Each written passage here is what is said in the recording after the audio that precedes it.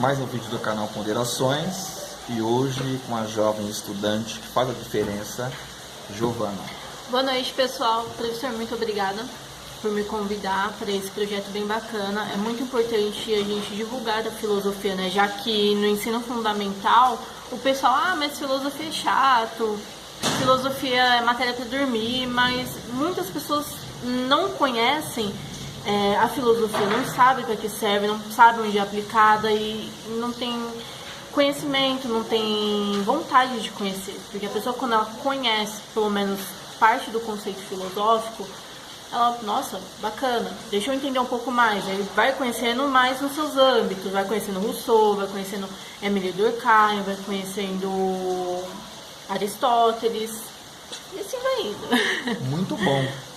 E nesse bimestre, em sala de aula, nós estivemos a refletir sobre as questões da felicidade, e principalmente em duas escolas, o epicurismo e o estoicismo.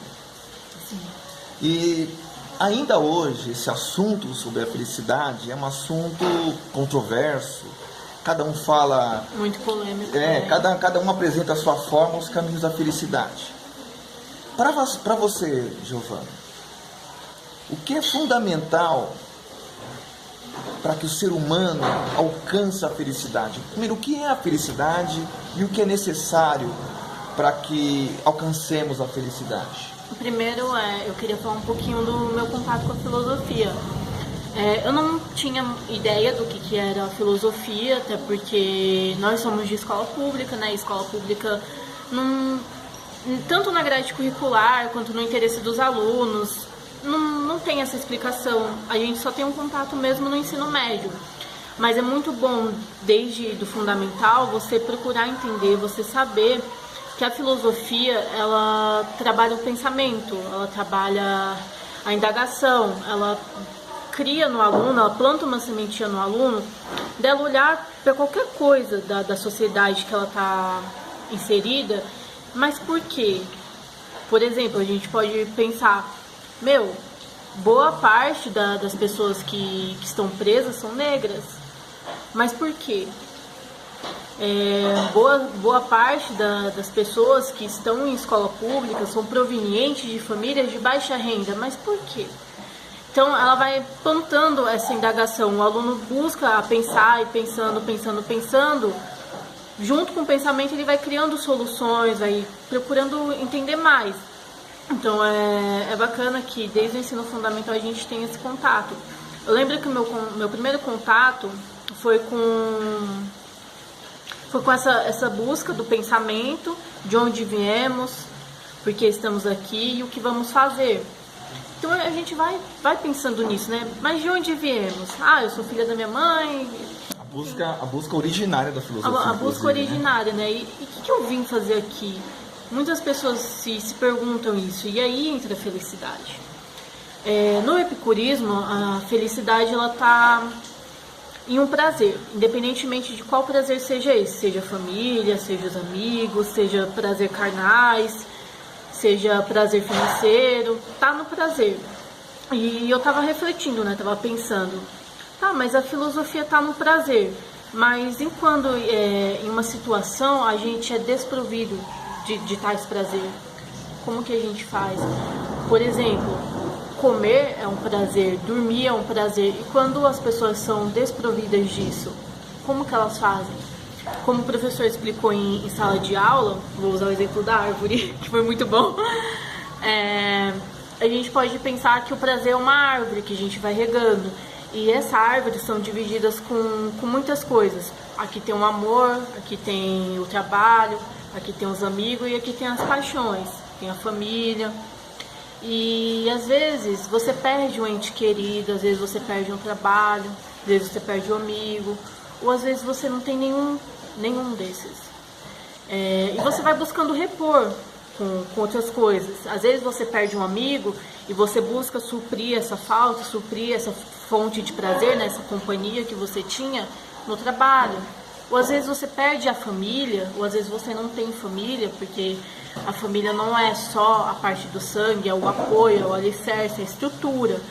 Às vezes você não tem. E aí você busca suprir isso nos amigos. Então você vai regando, vai suprindo essa árvore, e às vezes você perde uma fonte de prazer e coloca outra em cima. Então o prazer é isso. Aí às vezes a gente pega uma pessoa, vou tirar um ponto que me marcou bastante na minha vida, que eu acho que até comentei com você. Que sempre quando eu vou trabalhar, a gente vê, né, pessoa, os mendigos, aí a gente pensa, tá, foi o vício, às vezes foi questão financeira, e a gente pensa, poxa, aquela pessoa não tem prazer nenhum. Muitas pessoas, a gente tem pouco, mas a gente é feliz. Mas qual pouco? Porque se você tem o que comer, onde dormir, ou quaisquer fonte de renda, por menor que seja, você tem o prazer.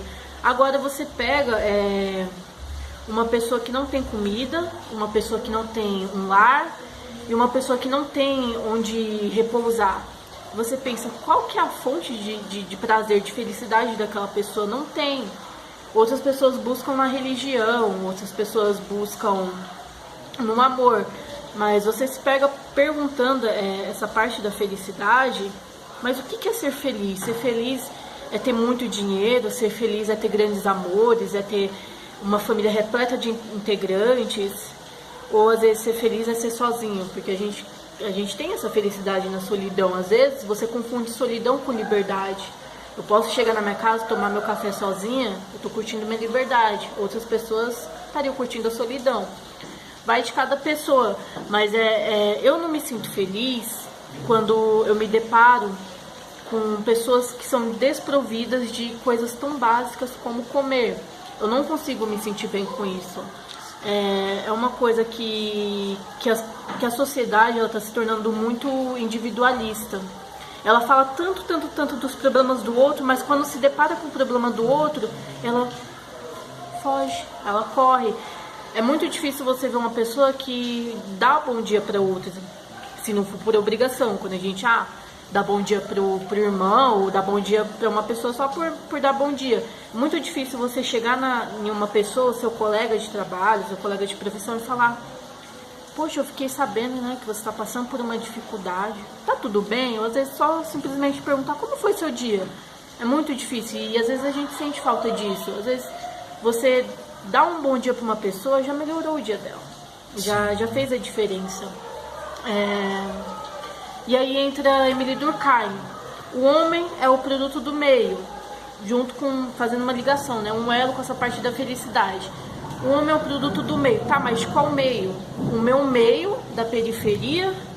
Ou o meio da outra menina lá, do carinha ali, do empresário, que é da alta sociedade? De qual meio que a gente está falando? Porque, principalmente São Paulo, Brasil, o nosso país em si, ele é muito quebrado entre a desigualdade, a pobreza extrema e a riqueza extrema. Então você pega esse meio e fala qual meio? Porque muitos alunos aqui da nossa escola são filhos de pais viciados, ou às vezes não conhecem o pai, às vezes não tem a mãe presente, e às vezes passa por questões lamentáveis, né? Não tem o que comer, é triste. Aí você pega essa pessoa desse meio, às vezes apanha, às vezes sofre algum tipo de violência dentro de casa, e você pega essa pessoa desse meio e tenta colocar no meio de uma outra pessoa que tem todo dia de comer, tem ali sua mesada, consegue comprar roupas boas, consegue viver bem.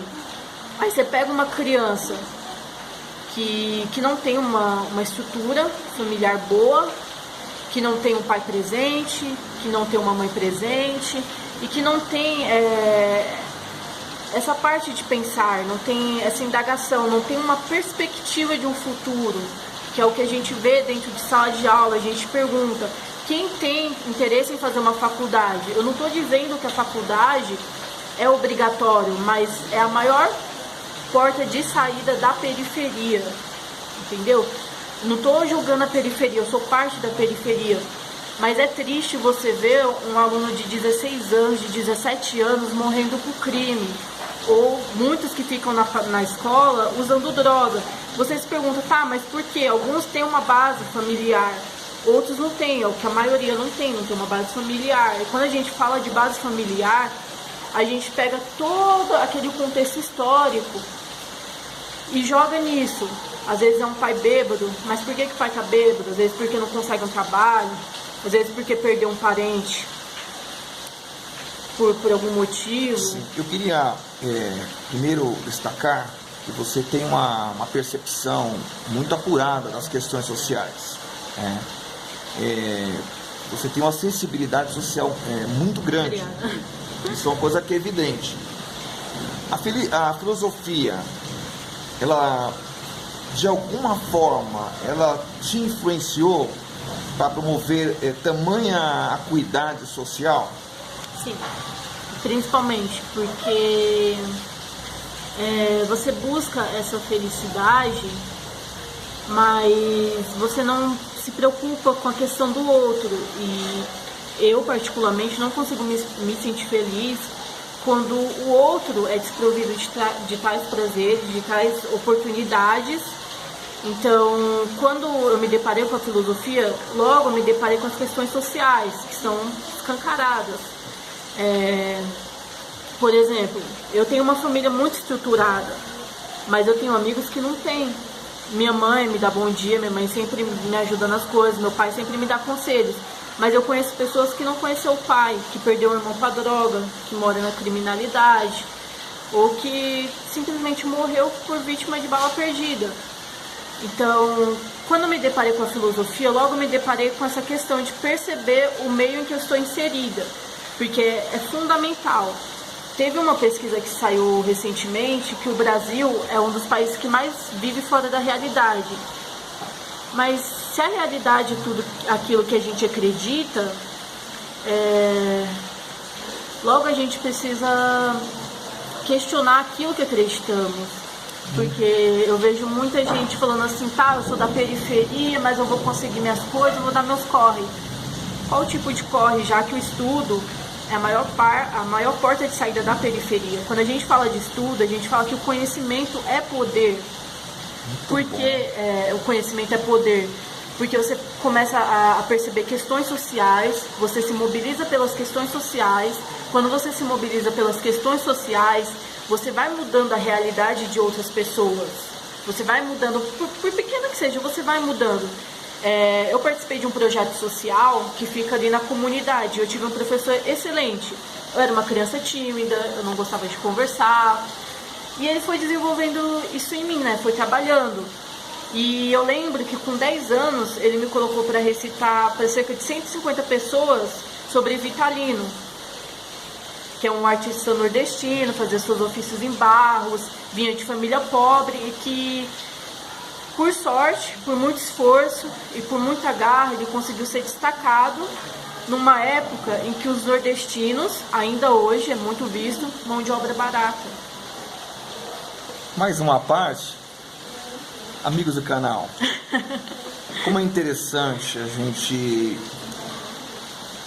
se aproximar principalmente quando o assunto é conhecimento, quando o ambiente está ligado com o ambiente reflexivo.